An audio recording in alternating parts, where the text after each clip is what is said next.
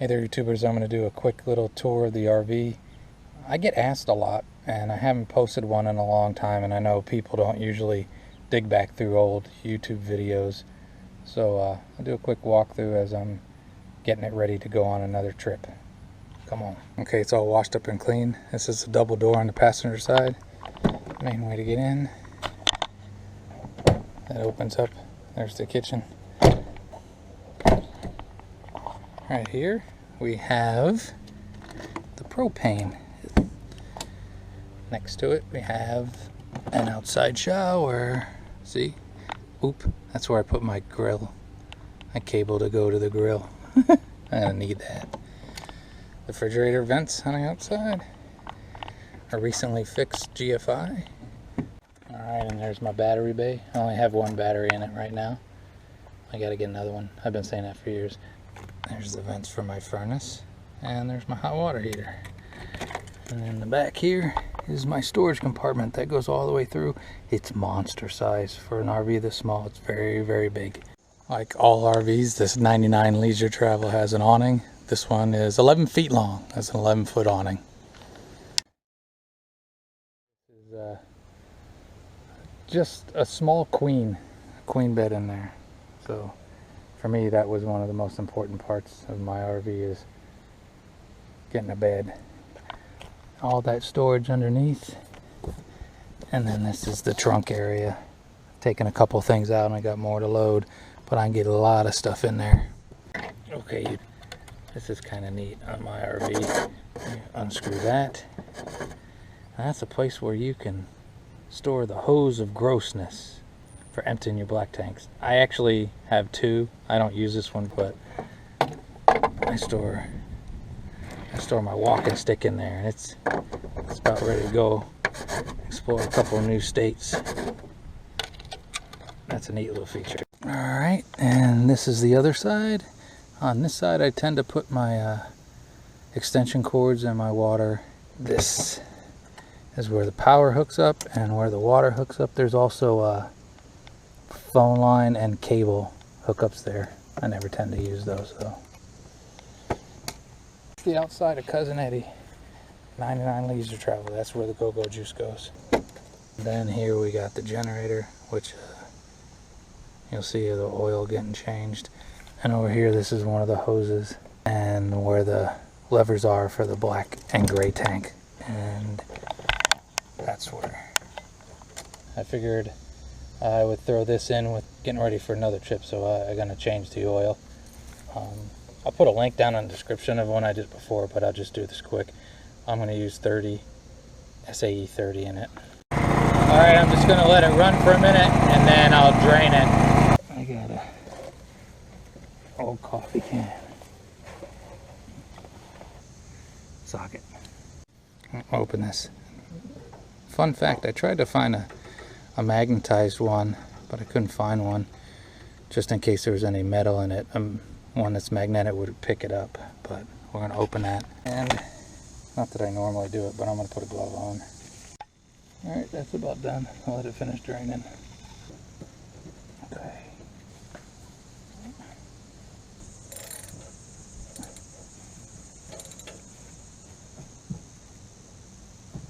Okay. Took the air filter. I think it's still good. It said SAE 30.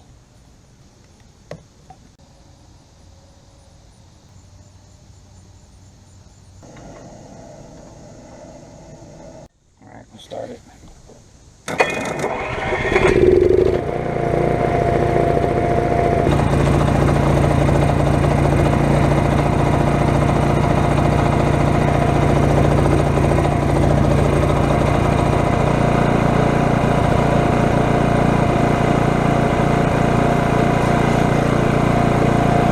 Okay, we'll check the oil.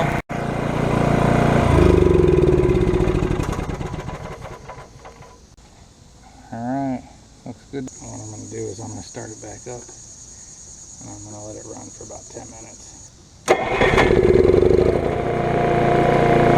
I'll also put a load on it here in a bit. That's the fan on high for the AC. Now I'm going to turn the AC on.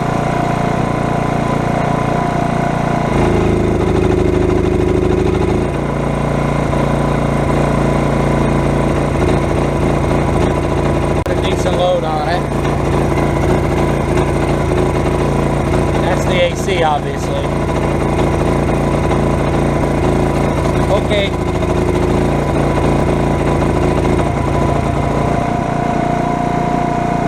All that in. Okay, and now we'll try to do the inside of the RV. So the tour goes on. Curtain, old style fabric, because again, this is a 99 leisure travel. But attached to it, my aunt is a seamstress, and we got this reflective, real thin stuff that I've lined the outside to try to help it. Got a TV.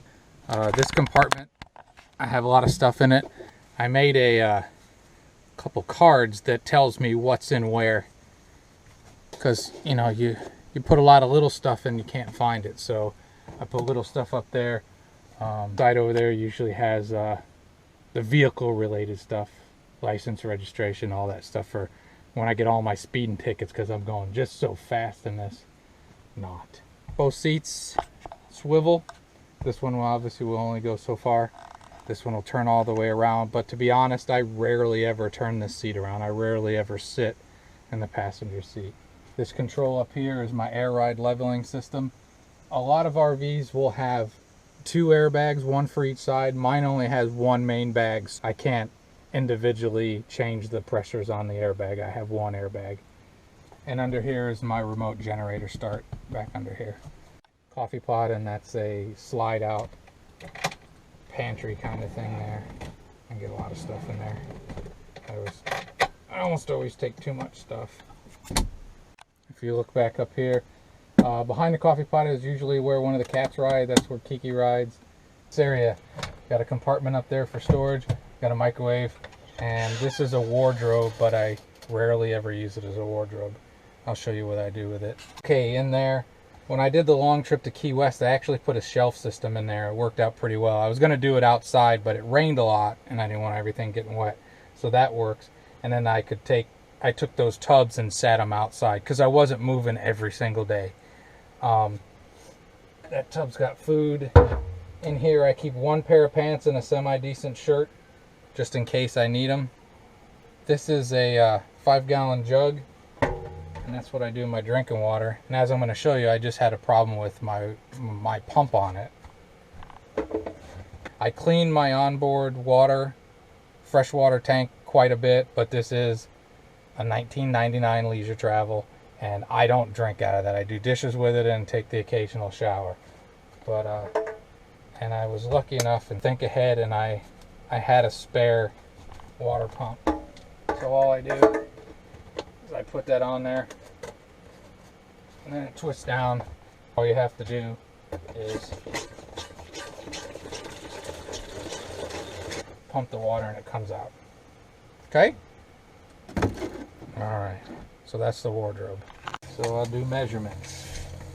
The back wall out here, 22 inches. Floor to top, 45 inches. And the width is 21 inches. That's how big that cabinet is. This is the hand pump jug for drinking water.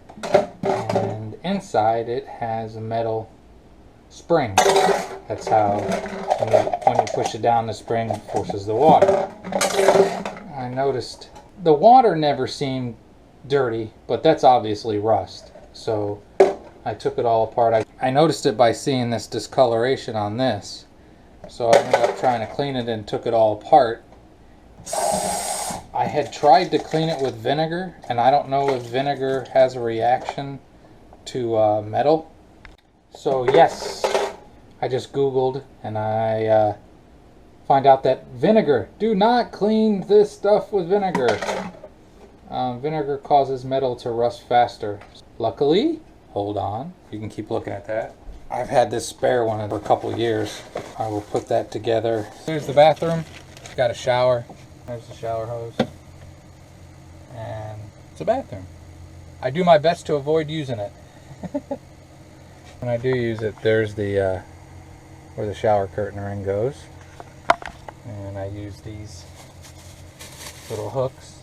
I use these hooks, hang shower curtain ring around here, and it works. Maybe on this trip we'll do how you shower in a small Class B. And this Leisure Travel Freedom was made in Manitoba, Canada. And there's the kitchen area. This is my storage.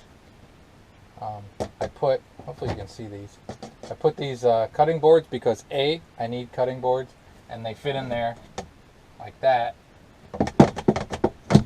and then it'll stop everything from falling out.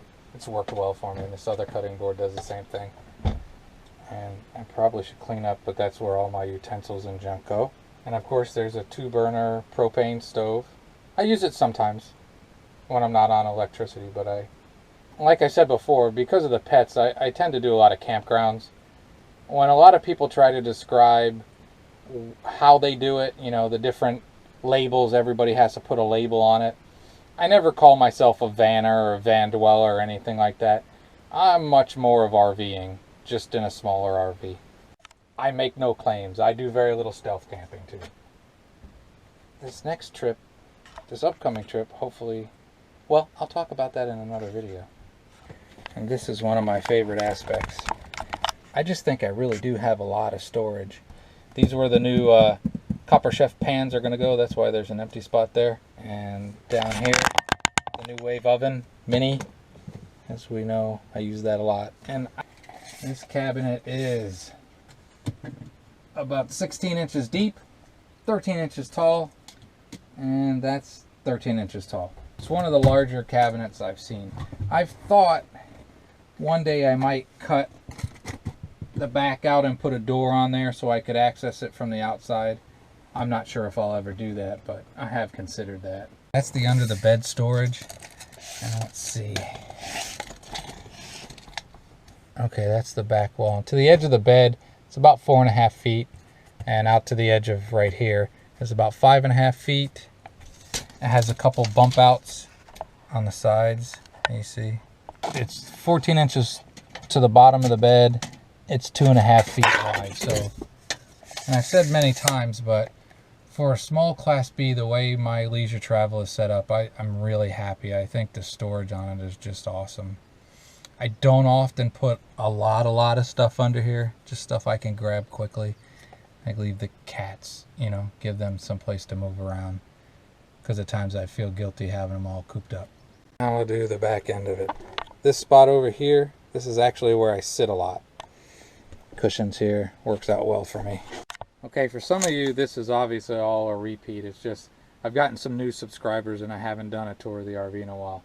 This, I sit here a lot, I put my laptop here, I eat here a lot, but this project, this was a $1 thing my aunt found. It's become my entertainment center, and that's just the top of a computer desk. So I put my TV and VCR on there, and I can sit here. Big fan of that.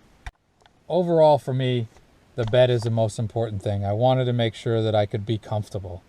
Being comfortable, I need to be comfortable.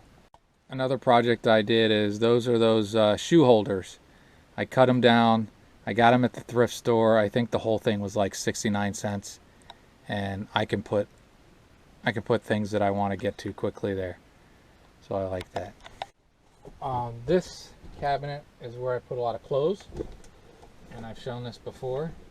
These free bags, Save the Planet bags, I put my clothes in them. I just fold them up. My shirts are all larges. I fold them in thirds and I put them in there. They're color coordinated.